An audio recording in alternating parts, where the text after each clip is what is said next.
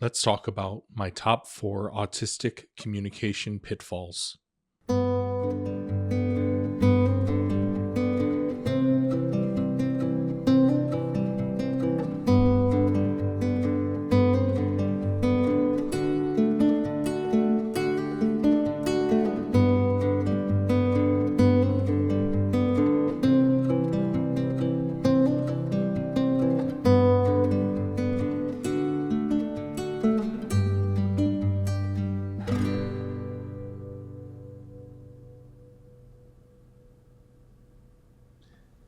Hey folks, welcome to the Autistic Adoptee channel. As the channel name suggests, I am both autistic and I am an adoptee. One of the major issues that autistic folks experience is miscommunication with autistic people, with non-autistic people. In this episode, we're going to explore the 4 communication pitfalls that I have experienced the most as an autistic adult. For instance, does this this scenario sound familiar? An autistic parent, coworker, boss, teacher, peer, or whatever asks you, "Why did you do this?" And as soon as you begin to explain, they cut you off with, "I don't want to hear your excuses." So there's a couple of things at work here. There's 2 pitfalls. There's a couple of pitfalls at work here. The first pitfall is that for autistic people, questions are not always questions. In fact, they are very often not questions. Questions like, "Hey, how are you?" are not questions. They're actually polite greetings. Questions like, "What were you thinking?" are not questions. Instead, they are a way of expressing that you were wrong in your thinking, or worse yet, that you are stupid. Questions like, "Have you lost your mind?" are not questions. They are expressions of frustration. Direct communication is difficult for autistic people. They tend to shy away from it, and they use questions to indirectly communicate what they are feeling. Note that I said what they are feeling. They often are not trying to communicate facts or information or seek facts or information.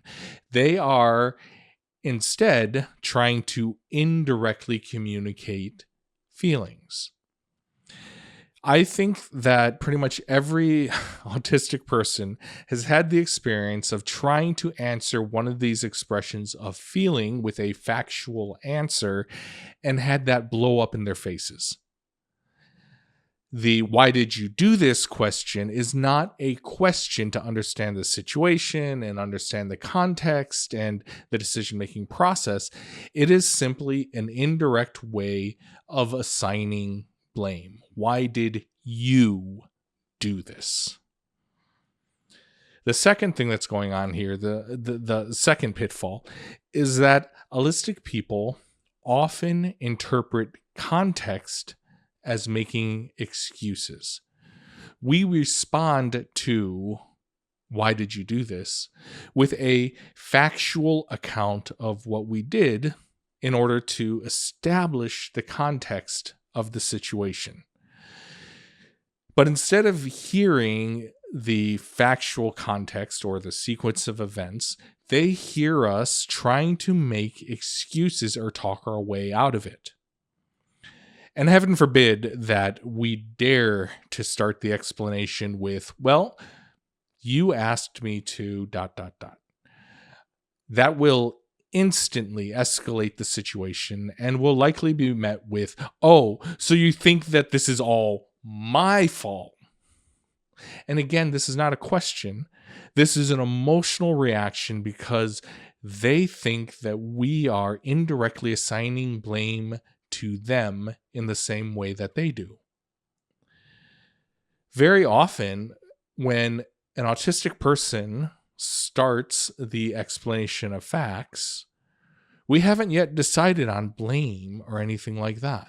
We're just trying to establish the facts so that the situation can be understood.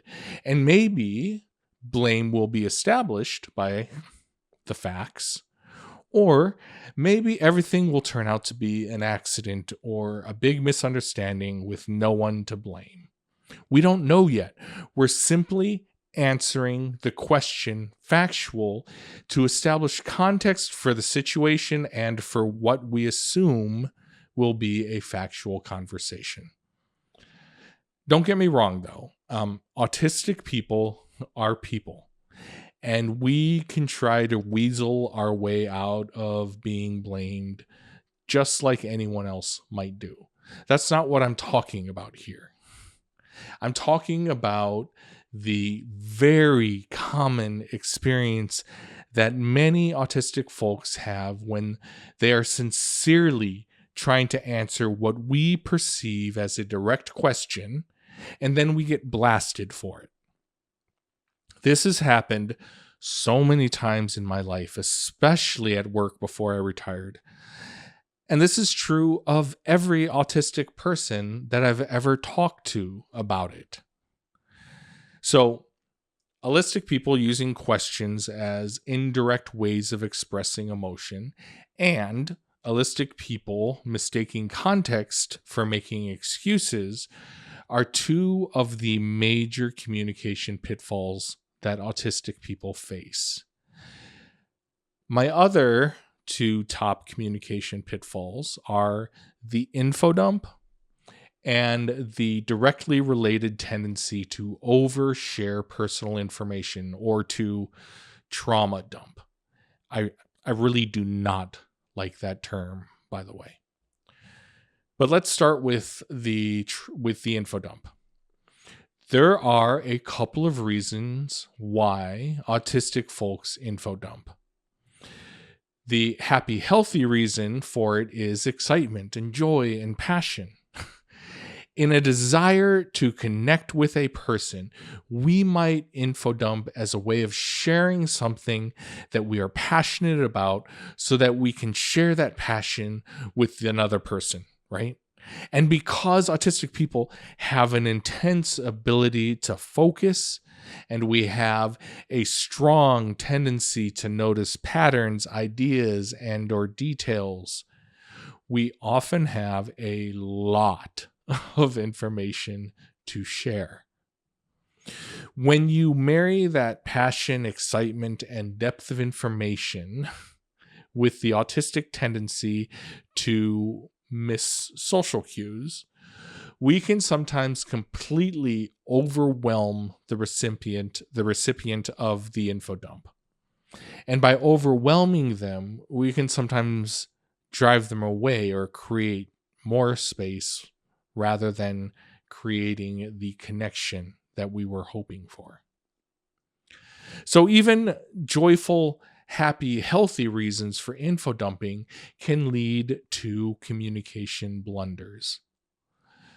The less healthy reason for info dumping can be related to anxiety or nervousness or fear of rejection. Many autistic folks have rejection sensitivity dysphoria, or RSD, which I talked a bit about in a prior episode. This heightened fear of rejection can cause an autistic person who is anxious or nervous to info dump. Again, there's that desire to connect that we just talked about, right? But in these unhealthy moments, it is paired with anxiety and nervousness, making it harder to see the social cues, harder to know when to stop. And because we don't have that many other strategies to get people to like us, we keep going with the info dump in the desperate hope that it'll work this time. So there are both healthy and unhealthy reasons for info dumping. And I personally info dump all the time, and I have my entire life. For instance, when I was a kid, I had a Rubik's Cube. And I figured out how to solve it by putting pieces of masking tape on various tiles and then studying how they moved around the cube as I made different moves, right? Last year, I got a couple of fancy speed cubes and started practicing speed solving. I'm currently averaging around 35 seconds to solve a Rubik's Cube. And I bring cubes with me as a fidget toy to stim with when I'm out at social gatherings. And there have been several times when people have casually said, "Oh, I haven't seen a Rubik's Cube in forever," or "Oh, I loved those as a kid," or something similar, right? And several times I've launched into full info dumps about professional cubers, our sub 10-second or even sub 5-second solvers, and I'm only averaging around 35 seconds, and the world is 3.05 seconds, and my goal is to get sub 20, and on and on and on. Sometimes I'm able to bite my tongue, hold it in, not info dump, and maintain the mask. But that takes a lot of work and effort. So anyways, the fourth communication pitfall is oversharing. So oversharing, or trauma dumping, is directly related to, or maybe is possibly a subset of the info dumping category. And as a side note, I really don't like the term trauma dumping. It seems overly judgmental and a little ableist. At the very least, it conveys very little empathy and understanding for traumatized people. You can argue with me in the comments, but it would take an awful lot to move me off of this hill. Anyhow, so oversharing. Like I said, it's very related to info dumping. Oversharing is also born out of that same desire to connect that info dumping is. And it also can be amplified by the tendency to miss social cues.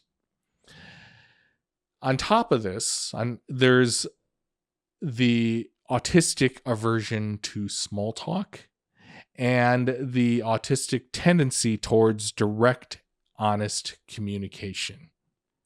So you can see how a simple "how are you" can lead to "I'm having a rough go. I saw a movie last night that brought up memories of this horrible thing that happened to me as a child, and I'm really struggling right now. The movie wasn't exactly the same thing, but it reminded me of the time that," and then a long oversharing story comes tumbling out. I joke sometimes that I open my mouth and words just fall out, but that's kind of the experience there, right? So part of that type of oversharing response is missing the social convention that "how are you" is merely a polite greeting for autistic people. Autistic people, being more direct with communication, tend to hear that as a literal question and not a small talk nicety. Autistic people, because we have a tendency towards honesty, might give an honest answer. Autistic people looking to make connection might hear the question as a caring inquiry about how we are actually doing. And therefore, we might share personal information thinking that this is a real caring interaction that is taking place. I don't know how many times I've had to catch myself and hold back to maintain my mask. And I don't know how many times I've slipped up and overshared personal stories or personal information. I remember when I moved to a new city after college with my ex-fiance, my then fiance. A college buddy of mine lived in the same building. He was actually the reason why we moved there. And the three of us discovered that another fellow alum also lived in the same building. So the four of us started hanging out together for a few weeks until I completely ruined things. I completely ruined the dynamic. The fellow alum had casually mentioned once that she was adopted. And I got all excited about meeting another adoptee. So the next day I asked if she wanted to go grab coffee, and thinking that I'd made a genuine connection with another adoptee, I launched into my entire life story. I mean, my whole life story. And all the struggles that I'd had with adoption trauma, and I just kept going and going and going, not even really noticing that she was mostly quiet and offered almost nothing of her own story in return. She stopped hanging out with us after that. Or rather, she stopped hanging out when I was involved.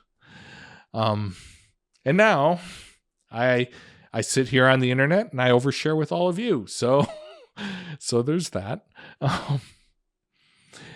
Anyhow, I'm likely skipping over a bunch of other communication pitfalls, but the big four for me, the big four that immediately come to mind for me are: 1, autistic people's questions are often not questions, and we as autistic people are often missing that part of the script. 2, autistic people often interpret factual context as making excuses, and we are often missing that part of the script as well. 3, autistic people have a tendency to info dump for a variety of healthy and unhealthy reasons, and that can overwhelm the recipient of the info dump. And number 4, autistic people have a tendency to overshare personal information or stories, and that is a major faux pas in the autistic world. So, what would you add to the list? What communication pitfalls have you fallen victim to? Let's talk about it in the comment section below. Hey folks, thanks for watching. If you liked the video, remember to drop a like and leave a comment or a question down below. If you're new here, subscribe and ring the notification bell for more content like this. Until the next video, keep living your best life and know that you deserve it.